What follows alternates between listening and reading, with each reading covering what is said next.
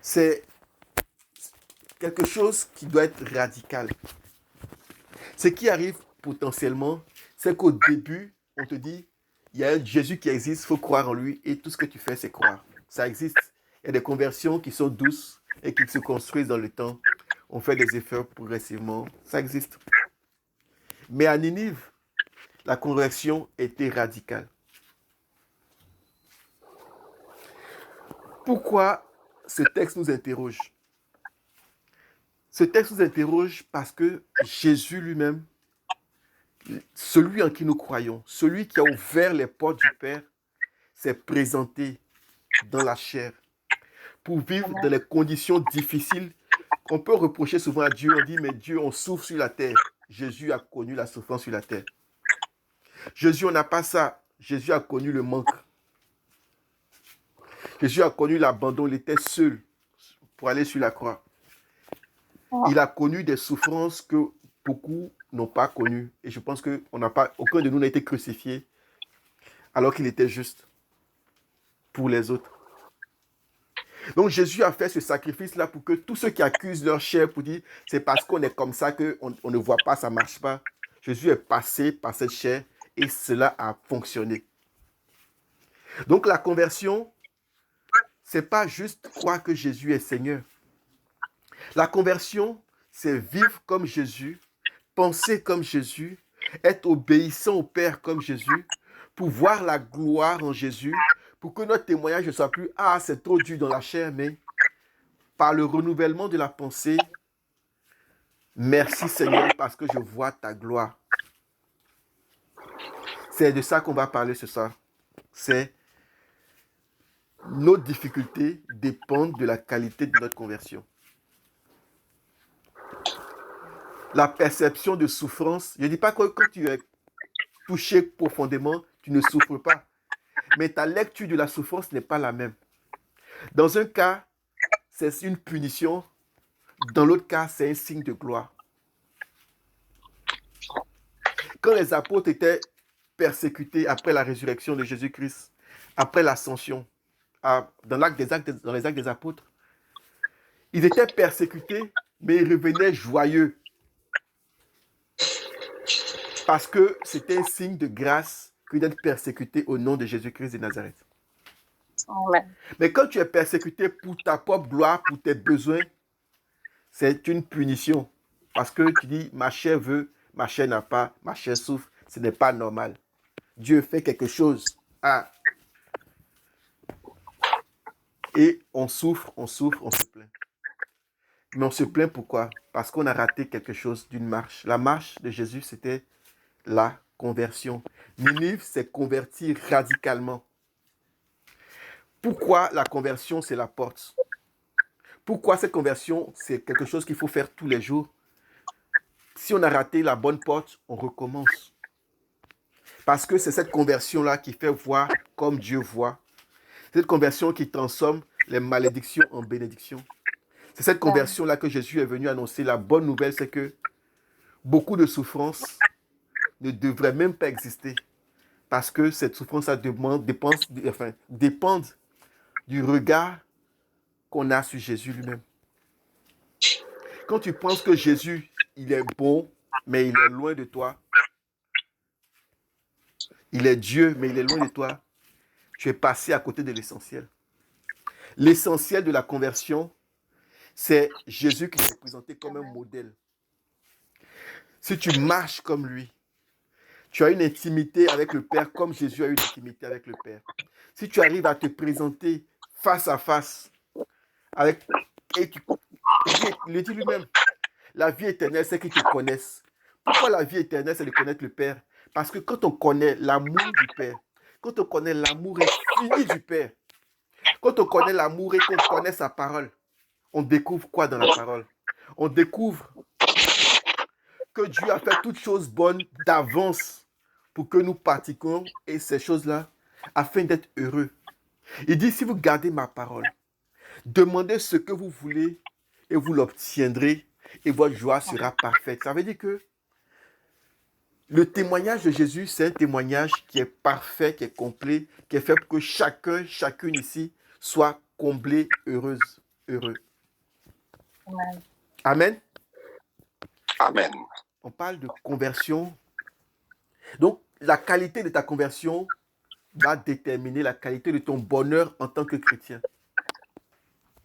Et on devrait même dire qu'il y a une seule conversion qui compte. C'est celle de marcher selon les pas de Jésus-Christ. Toutes les autres, c'est des tentatives d'approcher cela. Mais moi, ce que je veux vous dire comme témoignage aujourd'hui, c'est que on se met des limites parce qu'on se dit, on va faire petit à petit parce que c'est difficile. Amen. Amen. Mais le témoignage de l'exhortation de ce soir, c'est toi-même qui te mets dans cette difficulté. C'est chacun qui décide d'aller à son rythme. Quand on décide d'aller à son rythme, ça veut dire qu'on décide de s'appuyer sur ses propres forces pour aller dans les pieds, les bras de Jésus-Christ, dans les pas. Quand on s'appuie sur ses forces, c'est pratiquement mission impossible de profiter de la grâce de la venue de Jésus-Christ de Nazareth. Pour aller dans le détail, je vais m'appuyer sur un premier texte. Pourquoi la conversion paraît longue, paraît difficile, paraît ne pas nous permettre de voir tout le bonheur infini que Dieu a prévu d'avance pour nous. Première situation. Luc 12, verset 15. Puis, s'adressant à tous, disait, gardez-vous bien de toute forme d'avidité, car la vie de quelqu'un, même dans l'abondance, ne dépend pas de ce qu'il possède.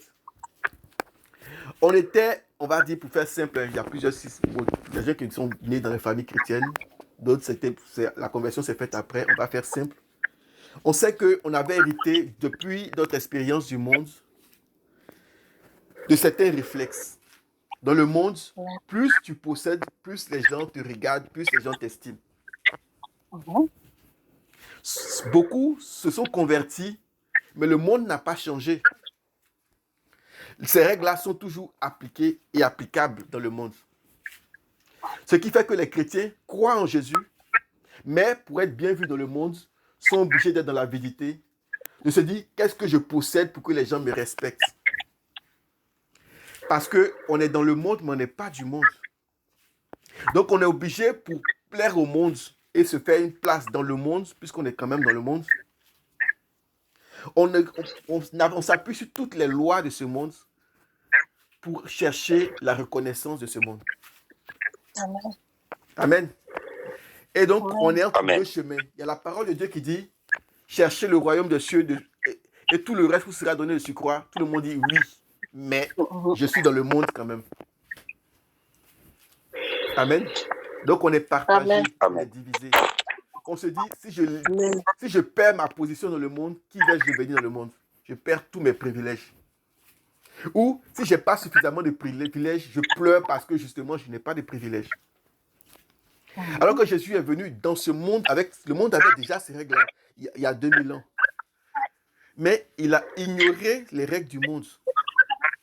Il a ignoré ces règles pour obéir à son Père, pour obéir à son Père selon ses plans, selon sa volonté.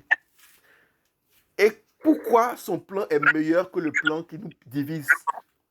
Notre plan, c'est d'être accroché à une branche du monde et l'autre branche de Dieu. Et on essaie de négocier pour ne pas perdre des deux côtés. Mais c'est un mauvais plan. Je l'ai dit déjà dans ma prédication. Je l'ai dit, Dieu a fait en sorte que notre joie soit parfaite.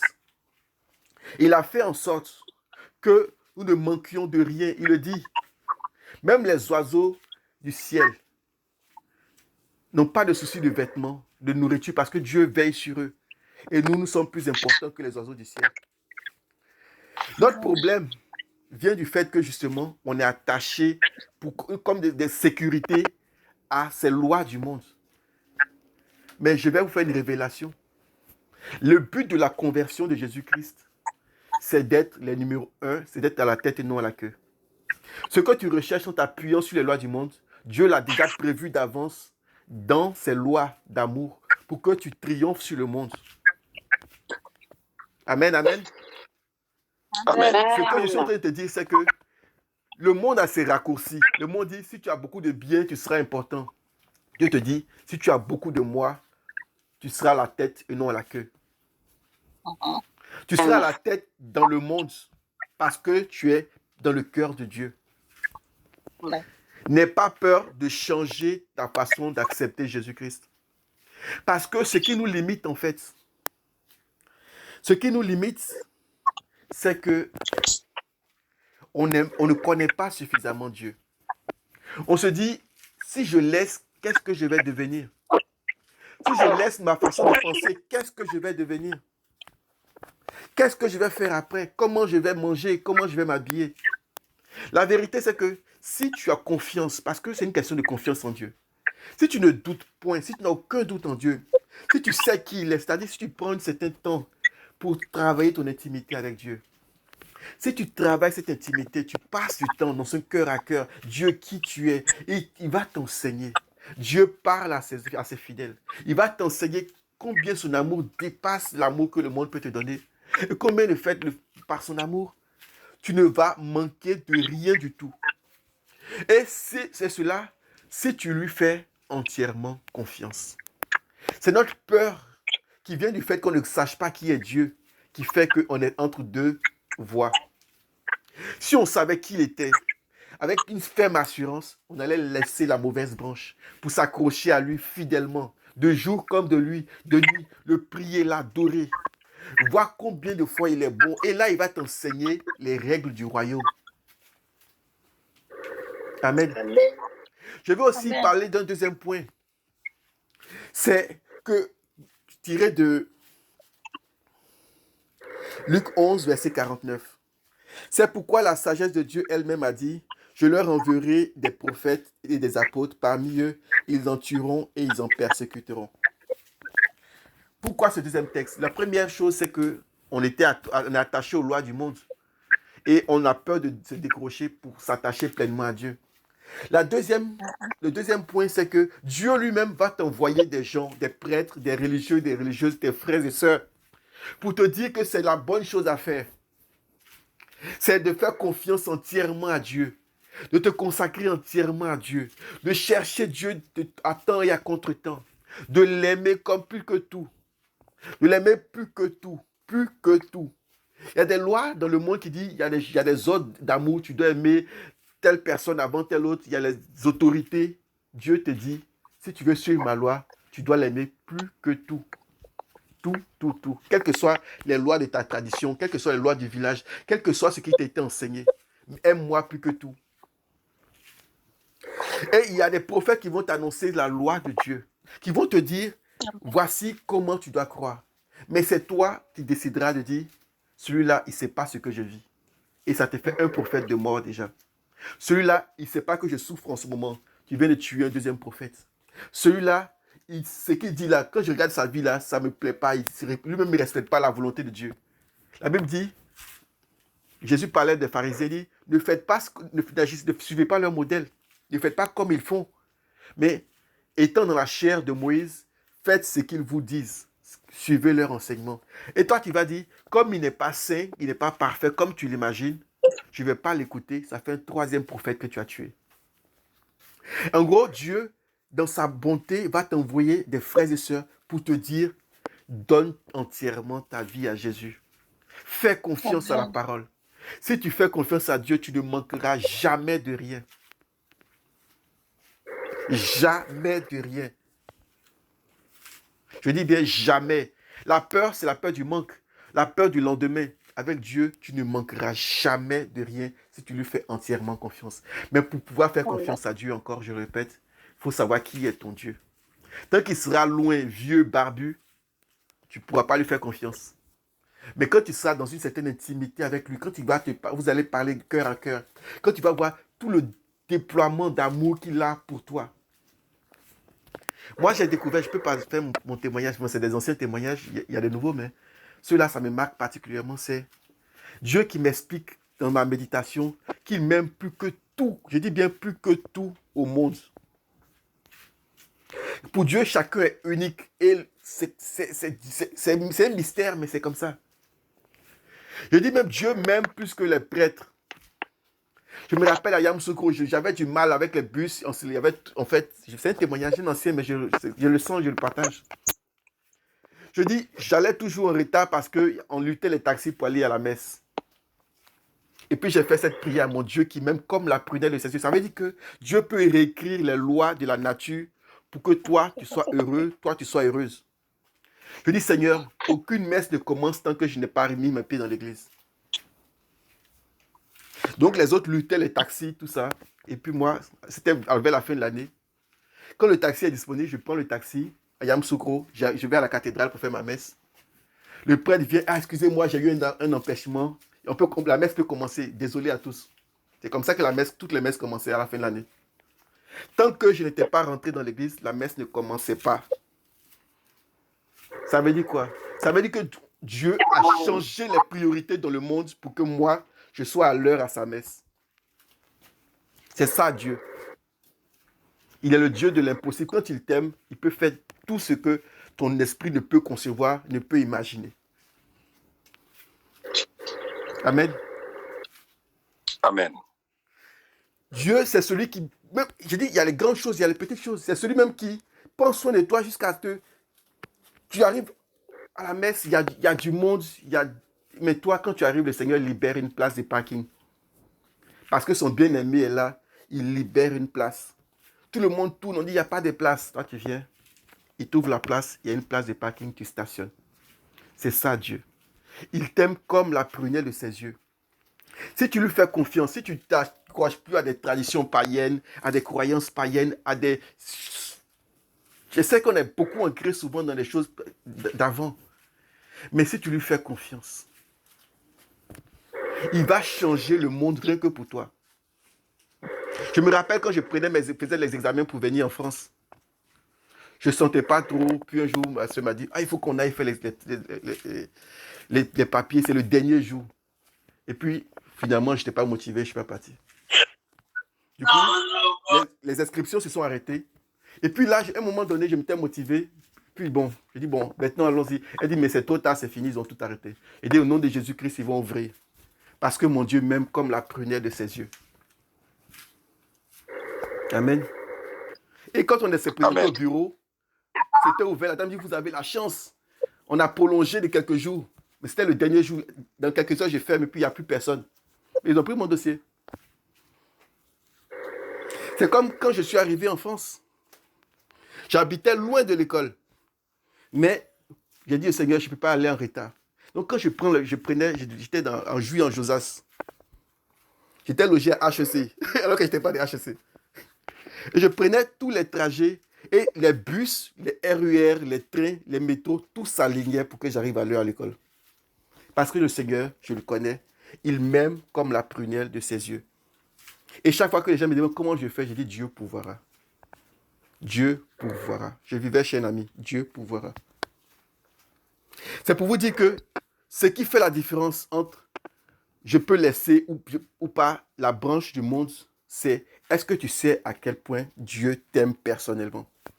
Il change toutes les règles pour toi.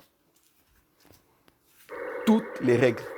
Là, on dit, je n'ai pas d'argent, je ne peux pas faire. Tu dis, Dieu pourvoira, Dieu fait. Tu n'as pas les moyens, il va changer les règles, tu vas pouvoir accéder là où tes moyens ne peuvent pas accéder. Mes parents ne pouvaient pas payer l'école que j'ai fait. Mais j'ai payé l'école quand même. Parce que Dieu peut faire ça. L'école, c'était quoi? C'était plus... Je ne sais même plus quel était le prix. Plusieurs millions. C'est comme ça que Dieu fait. Ça veut dire que Dieu ne se limite pas à ce que tu es capable de voir. Ça ne limite pas à ton budget, à ton portefeuille. Il ne regarde pas ton portefeuille. Tu dois regarder à Dieu. C'est quoi la taille de Dieu, la grandeur de Dieu, la profondeur, l'amour de Dieu. Si tu sais combien de fois Dieu t'aime, Dieu change les circonstances pour que tu t'en sortes. Amen. C'est ça le renouvellement de la pensée. Et Dieu, comme j'ai dit, pour ça, il faut que tu renonces à la loi de l'avidité. Tu renonces à la loi du rejet de ces prophètes, de ces prêtres, de ces religieux. Même si la presse dit, oh, ce sont les plus mauvais du monde. Si Dieu dit que je les bénis, toi, en tant qu'enfant de Dieu, tu les bénis aussi. Parce que la bénédiction de Dieu surpasse les lois de ce monde. C'est comme ça. On pense quand on est enfant de Dieu. Parce que Dieu est miséricordieux. Sa miséricorde va surpasser les difficultés. spirituels ou des comportementaux de tous ses enfants, y compris toi, y compris tes voisins. Son amour dépasse toute forme de culpabilité. C'est ça, Dieu. Amen, amen. Amen. Autre point encore.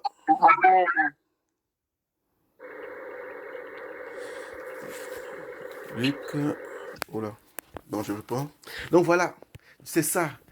Et ce quoi je voulais insister, c'est la liberté. Souvent aussi, en tant qu'enfant de Dieu, on a l'impression faut faire beaucoup. Il faut jeûner beaucoup. Il faut prier beaucoup. Peut-être, mais ça dépend. C'est une question de point de vue. Parfois, on fait ça pour plaire à Dieu parce qu'on se dit, si je jeûne beaucoup, je vais devenir fort comme ceux qui sont à la télé et je vais pouvoir faire des grandes choses avec Dieu. Mais avec Dieu, ce n'est jamais une question de performance. C'est une question d'amour. Si tu sais que Dieu t'aime, là, alors tu sais que tu as hérité de toute la puissance, toute la gloire du royaume. Et parce que tu as hérité de toute la gloire du royaume, tu vas dire demander, Dieu va te dire demandez, vous recevrez. Tu demandes au nom de Jésus-Christ, tu reçois. C'est comme ça que ça marche. Et c'est parce que justement tu aimes Dieu, parce que tu connais Dieu, que tu auras soif de lire sa parole pour le connaître. Quand tu le fais par toi-même, c'est dur. Quand tu fais un verset, tu as médité 5 minutes, tu es épuisé. Mais quand c'est par amour pour Dieu que tu le fais, tu peux passer une journée entière à lire la Bible, à relire la Bible. Et tu as soif de connaître ce Dieu qui est immensément amour. Et là, tu t'appuies plus sur ta force. C'est ton amour pour Dieu qui te porte. Et ce qu'on te dit, jeûne, tu le fais spontanément. Tu jeûnes, tu peux faire jeûne 3 jours pour être dans l'intimité de Dieu, pour que ta chair arrête de te parler plus que Dieu. Pour que tu puisses dire à Dieu, je t'aime. C'est parce que tu auras cette intimité-là que tu verras pourquoi Jésus est venu pour que tu sois heureux, heureuse. Parce que tant que tu ne sais pas qui est Dieu, tu verras un vieil homme loin qui te fatigue alors que tu as autre chose à faire. Mais quand tu seras dans cette intimité-là avec Dieu, tu auras soif de le connaître. Tu auras soif de connaître les réalités du royaume. Tu auras soif de reconnaître la réalité et tu verras le monde différemment. Tu verras par exemple que derrière une maladie, il y a un esprit. Mais cet esprit-là, il attaque sous certaines formes. Et Dieu te le révèle. Il dit, voici, tel esprit est déjà là. Il prépare telle maladie. Tu peux dire à cet esprit, pars. Et il part. Parce que tu as l'autorité d'enfant de Dieu. Dieu te prévient quand il y a une difficulté. Parce que tu es son intime. La Bible dit, invoquez-moi, je vous révélerai des choses. Parce que Dieu professe des vœux de bonheur, de prospérité. Tout autre point de vue sur Dieu est une fausseté. Dieu qui est en retard, Dieu qui ne répond pas vite. Le Dieu qui ne répond pas vite, c'est le Dieu que tu ne connais pas. Le Dieu qui répond vite, c'est le Dieu que tu connais. Prends d'abord le temps d'être dans son intimité. Tu verras que Dieu devance tes pensées. Avant même que tu puisses demander, c'est déjà là. C'est comme ça que Dieu travaille. Mais il travaille comme ça pour ses intimes. Je veux parler aussi de l'acte de foi. Quand tu es son intime, tu peux dire, Seigneur, aide-moi, j'ai telle situation. Mais quand tu le dis, tu ne dis pas à un inconnu, tu dis à quelqu'un que tu connais. Quelqu'un qui t'a devancé forcément. Mais en toute confiance, tu peux dire comme le fonctionnaire royal dans Jean 4, verset 49. Seigneur, lui, il n'était pas intime, mais il avait cette foi-là. Peut-être que cette foi-là, lui, c'est en voyant les autres. Je pense que lui, c'est plutôt en voyant les miracles de Dieu, la joie qu'il y avait autour de Dieu, qui s'est dit, moi aussi, je peux y aller. Ça veut dire que même si l'intimité ne date pas de 10 ans, on n'a pas besoin de 10 ans d'intimité. Tu peux juste être imprégné dans ta prière. Quand on fait les rassemblements à la CICF, par exemple, tu peux t'imprégner de la joie des autres qui reçoivent des témoignages, qui témoignent de l'amour de Dieu pour dire, moi aussi, je veux être de ceux qui croient en Dieu. Et parce que tu veux croire en Dieu, parce que tu te lances dans cette aventure de l'amour, de la confiance en Dieu, tu peux demander comme le fonctionnaire royal, Seigneur, descends avant que mon enfant ne meure. Et Jésus te dit, mon fils, ton enfant est guéri. Et toi, tu crois parce que ce Jésus-là, tu as entendu parler de lui, tu l'as vu à l'œuvre. Tu sais que quand il dit, il le fait. Ça aussi, c'est un autre chemin. Ce n'est pas une question de durée, c'est une question de, enfin, je sais que j'ai confiance en lui, je l'aime. Et c'est parce que tu l'aimes, parce que tu as confiance en lui, que ça se fait. Tu demandes et tu reçois. Tu n'es pas en train de demander puis de dire, mais est-ce qu'il va me répondre? Mais sur le mail, parfois il ne répond pas. Parfois c'est comme ça. Mais est-ce que cette fois il va me répondre? C'est la troisième fois que je demande. Non. Quand tu aimes Dieu, tu sais qui il est. Tu ne parles pas comme ça. Tu demandes simplement et il répond simplement. Parce qu'il lit dans ton cœur. Il sait que tu ne demandes pas par hasard. Il sait que tu demandes à celui qui pourvoit, au Dieu qui pourvoit. La Bible dit en Hébreu 11, verset 6, celui qui s'approche de Dieu doit croire que Dieu existe et qu'il est le rémunérateur de ceux qui le cherchent. Donc quand tu t'approches de Dieu, tu dois déjà être sûr que c'est celui qui donne. Il ne faut pas dire c'est celui qui donne parfois, c'est celui qui... Parce que Dieu exauce la prière du cœur. Quand ton cœur est divisé, quand ton cœur dit peut-être que, c'est que ton cœur n'a pas encore décidé, Dieu ne répond pas. Mais quand ton cœur en confiance dit, Seigneur, je te connais, tu es celui qui exauce les prières. Je te demande ça. Si ce n'est pas bon pour toi, il ne va pas te donner. Mais si c'est bon pour toi, il le donne spontanément.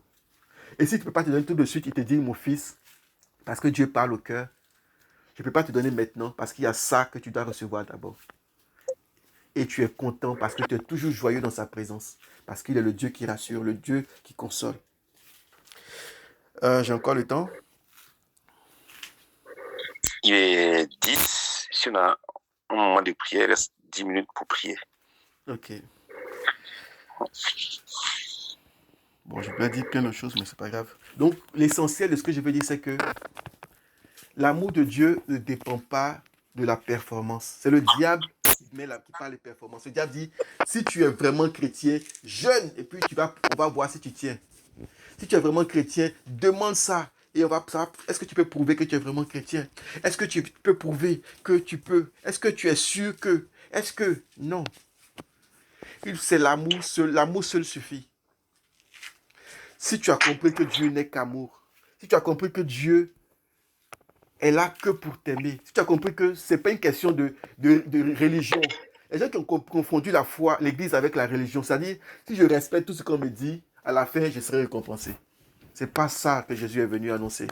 Ça, c'est ce que faisaient les pharisiens. Et Jésus n'était pas d'accord avec la façon de travailler des pharisiens. Les gens qui ont confondu l'amour de Dieu, la nouvelle alliance avec la religion. Je vais respecter ça, je vais venir à telle heure. Je ne dis pas que c'est mauvais, mais c'est superficiel. L'essentiel, c'est la communion de cœur. C'est Dieu qui vient te parler à l'oreille pour dire, tu vois telle personne-là, je vais la bénir comme ça. Et puis tu te tournes et tu vois que la personne est touchée par la grâce. Dieu, tu deviens l'intime de Dieu. C'est ça la religion. Tu ne forces pas pour connaître les lois. Si ta méditation est spontanée et l'explication qui vient avec est spontanée, Dieu t'explique les choses. Et c'est doux. Il est doux et humble de cœur. Tu le sens dans ta relation avec Dieu. Amen, amen. Amen. On n'est pas dans la performance, on n'est pas dans la religion. On n'est pas, je dois me réveiller à telle heure, sinon Dieu ne sera pas content. Non. Il faut aller chercher la conversion de Ninive. Il faut aller plus profond. La religion, c'est bien. Mais une religion qui n'a pas d'âme, qui n'a pas de communion avec Dieu, c'est mou, c'est léger, c'est difficile même. C'est difficile. Alors que si tu vas chercher l'amour de Dieu dans sa parole, tu comprends qui il est, tu comprends les mystères, parce que Dieu t'enseigne les mystères de la guérison, les mystères des prodiges, les mystères des miracles. Le Seigneur m'a enseigné des mystères sur comment faire tomber la pluie avec la foi. J'ai déclaré que le Seigneur fait tomber la pluie. Parce que Dieu permet, il enseigne toutes sortes de choses que vous n'imaginez même pas à ses enfants. Des prodiges, des miracles, des guérisons.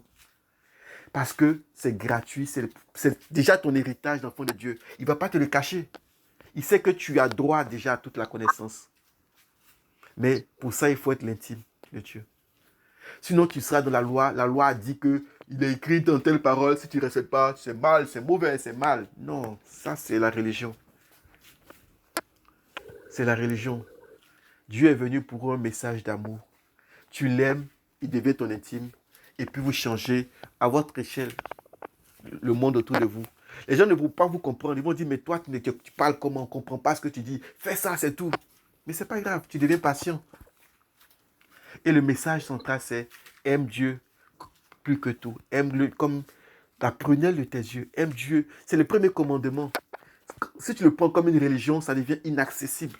Mais si tu comprends que ce que Dieu veut, c'est ce que Jésus a fait, c'est d'être l'intime de Dieu. Jésus qui passait les soirées avec le Père. et qui revenait avec les instructions du Père pour le partager avec les autres. Et tu comprends que ce n'est pas une obligation au sens de loi militaire, mais c'est une communion, une fraternité, une filiation, une vraie communion quoi, de cœur. Et si tu pratiques cela, ta vie spirituelle ne sera pas dure. Même pour tes maladies, tu pourras dire, Seigneur, cette maladie-là, je sais que tu me donnes l'autorité. Maladie part. La maladie part. Elle t'obéit parce qu'elle sait que tu as l'identité d'un enfant du royaume. Le malin, il joue sur ton ignorance. Il sait que tu as l'autorité en tant qu'enfant de Dieu. Mais il va te bluffer. Parfois, toi-même, tu vas dire, au nom de Jésus, sors. Et puis, il va rester, il va te tester pour savoir si tu sais que tu as le droit de le faire partir. Et si tu sais que tu n'es pas ancré dans la parole de Dieu, il va résister, résister.